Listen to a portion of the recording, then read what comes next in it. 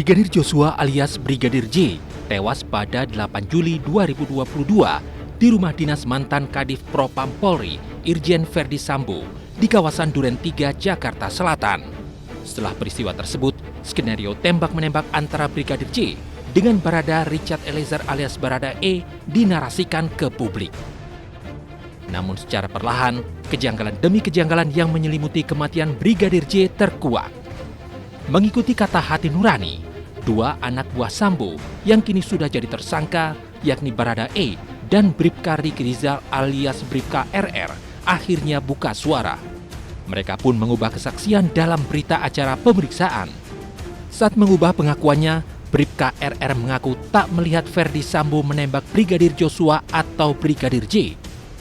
Bribka RR menyatakan pada peristiwa 8 Juli 2022 itu, dirinya hanya melihat Barada E yang melepaskan tembakan ke Brigadir J karena perhatiannya teralihkan setelah mendapatkan kontak via handy-talkie dari ajudan Sambo yang lain. Sementara itu, Barada E menyebutkan bahwa Ferdi Sambo turut menembak Brigadir J saat Brigadir J sudah jatuh tersungkur. Perbedaan keterangan ini pun menjadi polemik tersendiri. Untuk menguatkan keterangan dari para tersangka, pada 5 September 2022, Barada E, Bribka RR, dan Kuat Ma'ruf diperiksa dengan menggunakan lie detector atau alat pendeteksi kebohongan.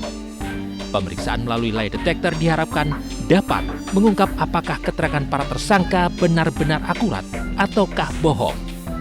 Pada saat menjalani pemeriksaan menggunakan lie detector, Barada E tetap konsisten dengan pengakuannya, yakni ia melihat Ferdi Sambo melepaskan tembakan ke arah Brigadir J.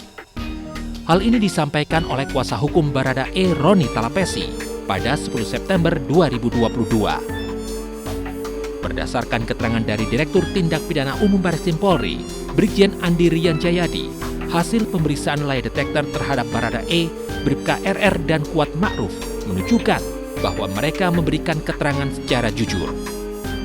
Keterangan Barada E juga sejalan dengan video animasi rekonstruksi pembunuhan Brigadir J yang dibuat dan disebarkan oleh Polri. Dalam video animasi itu, tampak adegan Ferdi Sambo melepaskan tembakan ke arah Brigadir J.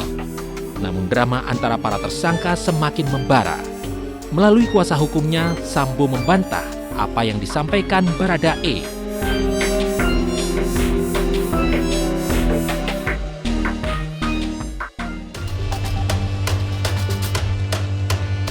Di tengah silang sengketa para tersangka sebagai saksi kunci kasus pembunuhan Brigadir J, keselamatan Barada E pun menjadi rentan.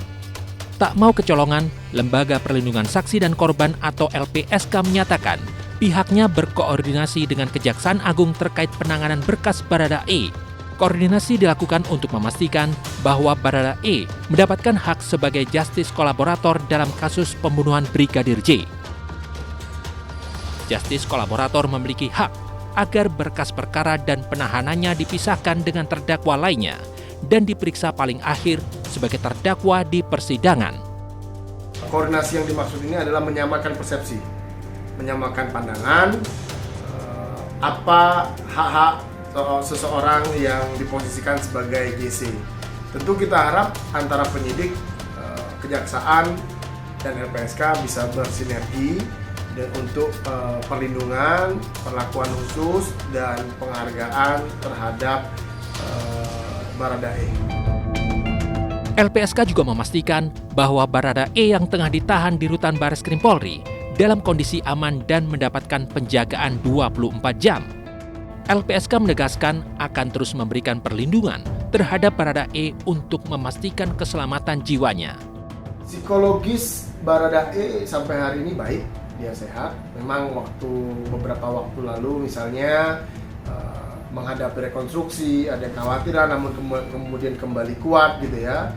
LPSK sendiri memberikan layanan psikologi dan psikospiritual. Peristiwa pembunuhan berencana Brigadir Joshua menyeret beberapa nama perwira tinggi di tubuh Polri.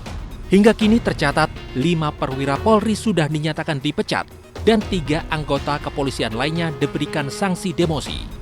Siapa sajakah dan apa peran mereka dalam kasus tewasnya Brigadir J? Sesaat lagi di iNews Files.